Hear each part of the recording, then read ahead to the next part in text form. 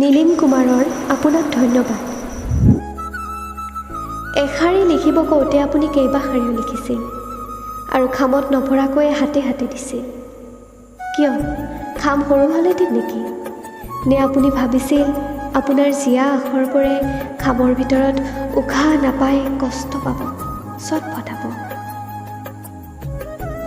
এশাৰী লিখিব কওঁতে আপুনি কেইবাশাৰীও লিখিছিল, তাৰ বাবে ধন্যবাদ।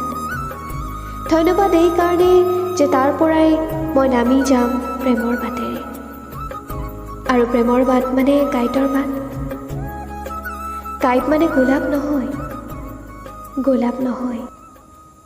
কাঁইট মানে কি? বাস্তৱ।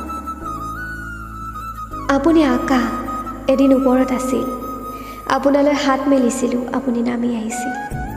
আকাশ, আকাশ, আপুনি আকাশ। তৰাবোৰ আপোনাৰ হাতৰ পৰা ওলায়, জোন আপোনাৰ হাতৰ পৰা ওলায়। এশাৰী লিখিব কওঁতেই আপুনি কেইবাশাৰীও লিখিছিল, আপোনাক ধন্যবাদ।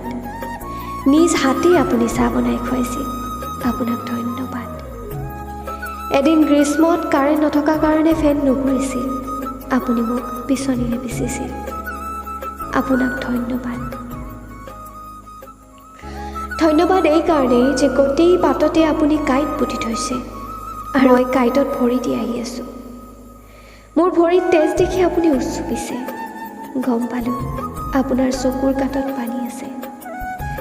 আপোনাক ধন্যবাদ যে কেতিয়াবা সেই পানীত শিলগুটি দলিয়াই সৰু সৰু ঢৌ চাব পাৰিম।